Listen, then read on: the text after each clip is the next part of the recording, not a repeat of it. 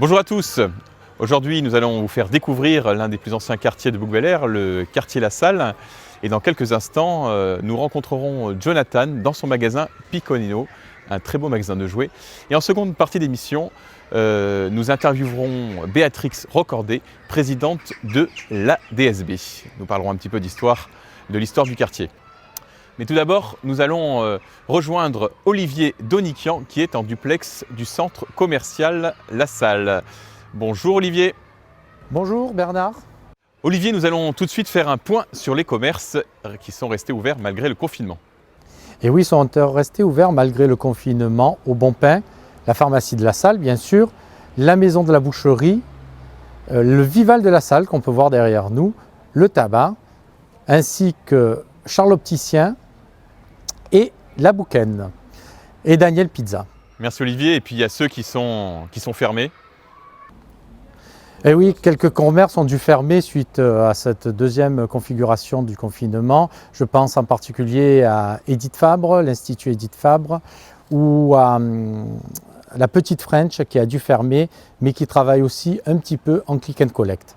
Merci Olivier. Alors j'imagine que les commerçants de La Salle attendent avec impatience l'allocution du président de la République qui devrait faire des annonces en faveur des petits commerçants. En effet, les commerçants attendent avec impatience l'allocution du président de la République demain soir qui leur permettra éventuellement de réouvrir. Cependant, il est vrai que certains commerces ont mis en place le click and collect. Je pense aux coiffeurs sur La Salle.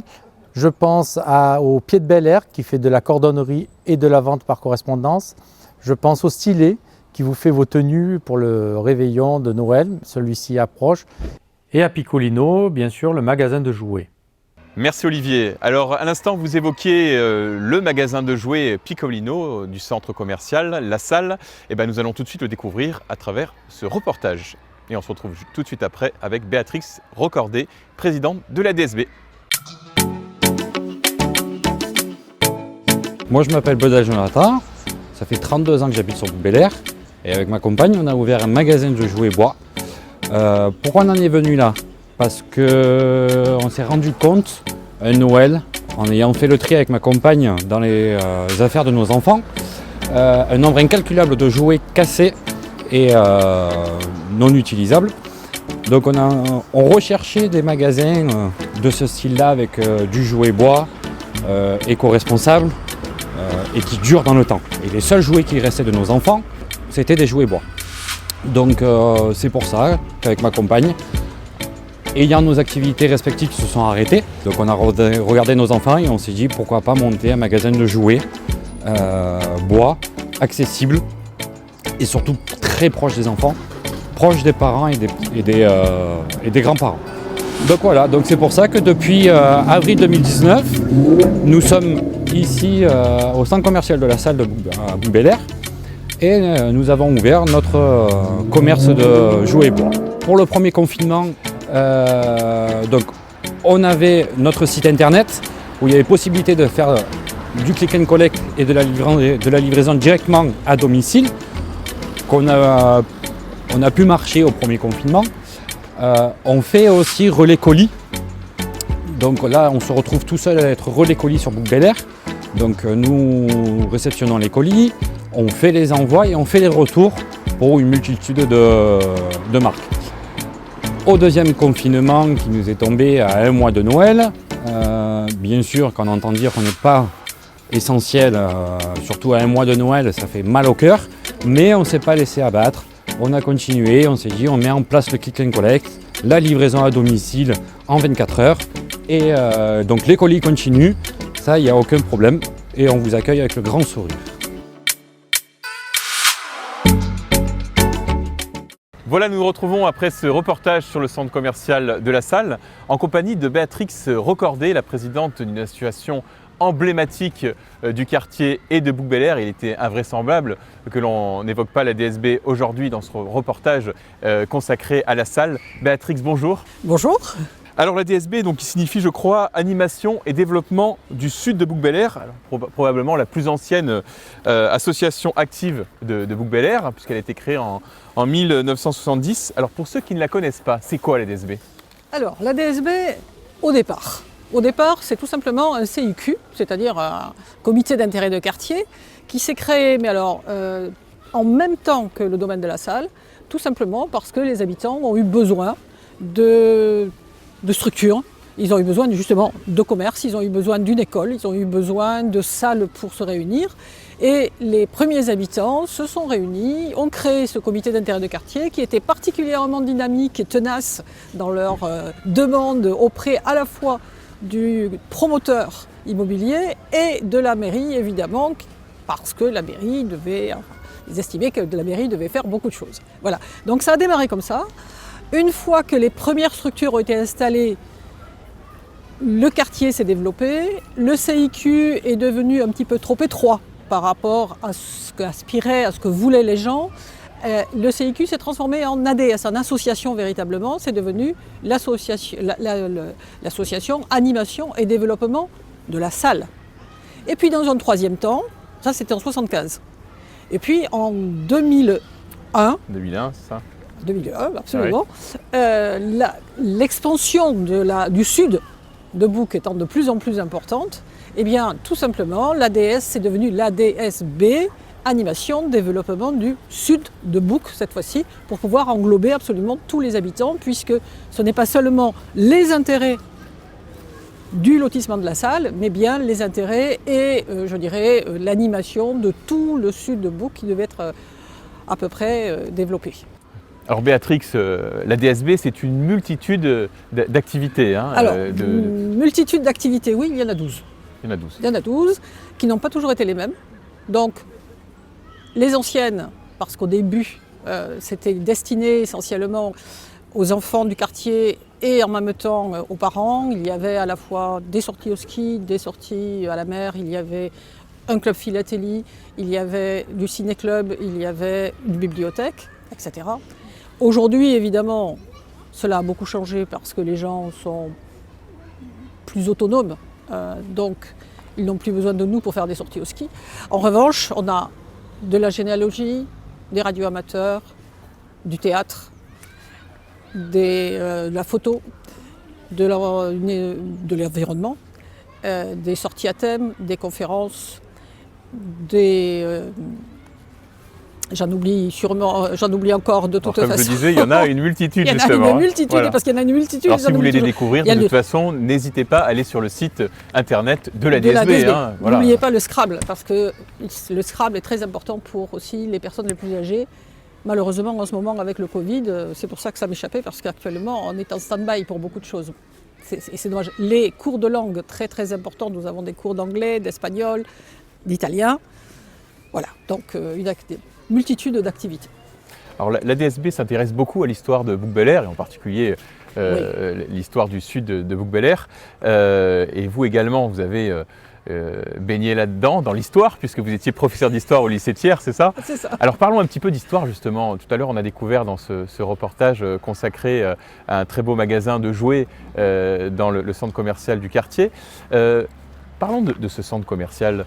Quelle est son histoire? Alors, ce centre commercial a effectivement une histoire parce qu'il a été prévu dès l'origine. C'est-à-dire quand la SOFIP a démarré le lotissement, et plus précisément du domaine de la Salle, il avait été programmé un centre commercial. Bon.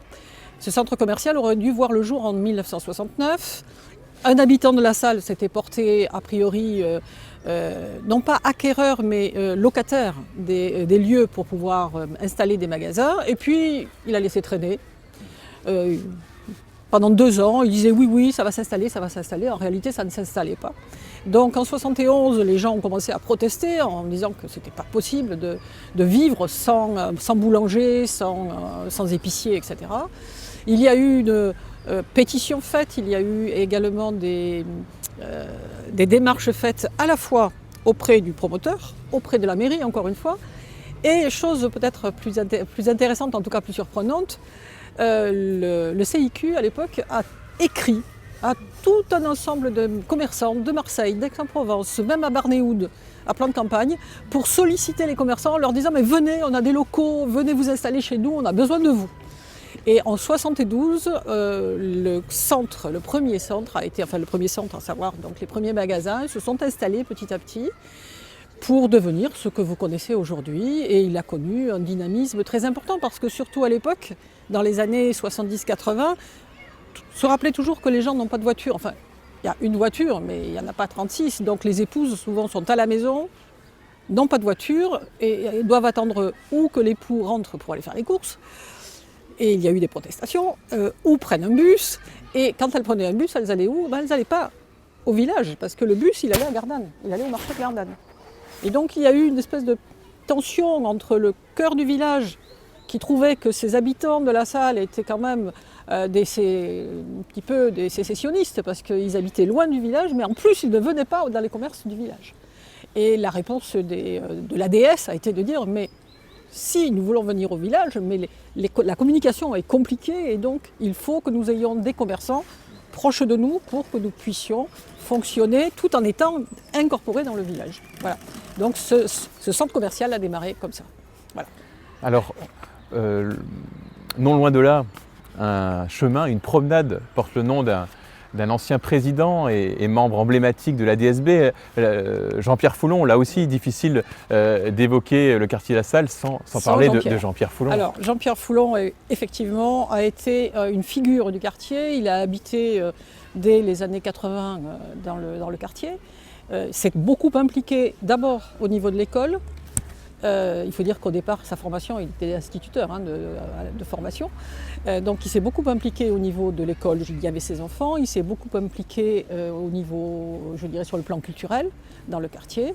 Et dès les années 90, il a fait partie de l'association, de l'ADS, qu'il a animée d'abord en tant que membre tout simplement, mais surtout en tant que président à partir de 2004, jusqu'à son décès en 2016. Et il a apporté, je dirais, à la DSB à la fois son charisme, sa personnalité, son aura, il faut bien le dire. Et c'est pour cette raison qu'après son décès, la promenade qui longe le Valat a été baptisée à son nom, ce qui n'est qu'une petite reconnaissance pour l'homme qu'il était. Voilà, une belle reconnaissance en tout cas de la municipalité, de Richard Mallier et de tous ceux qui l'ont aimé. Tout à fait, parce qu'ici, tout le monde le connaissait, donc il était fortement apprécié. Oui, oui, tout à fait. Et il y a également dans la Bastide la salle qu'on appelle la salle de bar, qui porte le nom d'un autre président antérieur, également de l'ADS, alors cette fois-ci, qui a été un des grands animateurs également, puisqu'on a quand même quelques personnages à la salle des caractères, on va dire. C'est-à-dire des gens qui ont lutté, qui ont à la fois réclamé, mais à bon escient. C'est-à-dire qui ne faisaient pas de l'opposition pour de l'opposition, mais qui estimaient qu'il fallait pouvoir apporter une âme à ce quartier et ne pas en faire surtout une cité dortoir. Et je crois que de ce côté-là, eh bien, tous ces gens ont réussi. Et j'espère que nous continuons un petit peu à apporter notre petite pierre là, dans ce chemin, en tout cas pour que ce quartier ne soit pas un quartier dortoir, mais soit bien un quartier à part entière de Bouc et un quartier qui vit avec, je dirais, sa caractéristique propre, mais qui est une caractéristique boucaine avant tout. Alors on tourne donc cette interview d'eau à cette Bastide qui appartenait à la famille du premier président de la République, Adolphe Thiers. On a cette magnifique chapelle écuménique un petit peu plus haut. Enfin, il y a beaucoup à dire sur la salle et Bouc TV reviendra régulièrement de toute façon dans le quartier pour parler de son histoire, pour parler de ses associations et de ce qui s'y passe. Mais pour terminer, Béatrix, cette année la situation fête ses 50 ans. Alors, il me semble que vous aviez prévu plusieurs festivités, plusieurs événements, mais le Covid est arrivé. Voilà. Alors effectivement, l'ADSB a 50 ans, ce qui est quand même un âge respectable pour une association. Les activités prévues, il y avait une exposition, il y avait une randonnée découverte, il y avait un très grand repas qui était prévu justement devant la Bastide, entre autres. Alors tout ça, nous l'avons reporté, on ne l'a pas annulé parce qu'on trouvait tellement dommage d'avoir travaillé pour rien, que nous l'avons reporté. Alors croisons les doigts. Normalement, l'exposition aura lieu en avril au château, en espérant que la randonnée surprise pourra se faire avec. Et la grande paella aura lieu au mois de juin, puisque en général en juin, la DSB fête, je dirais, ses adhérents par une journée d'animation. Et donc nous espérons qu'on nous ferons le repas au mois de juin et que la Covid nous fichera la paix, hein, avec un peu de chance. Et si on n'arrive pas à fêter le 50 plus 1, puisqu'évidemment ce ne sera plus le 50e anniversaire, nous avons fêté le 50 plus 1. Si on n'arrive pas à fêter le 50 plus 1, on fêtera le 50 plus 2, mais on y arrivera. On croise les doigts? Absolument. Et puis Book TV, bien sûr, sera aux côtés de la DSB et couvrira l'événement. Merci Béatrix. Merci à vous. Et merci à vous de nous avoir suivis.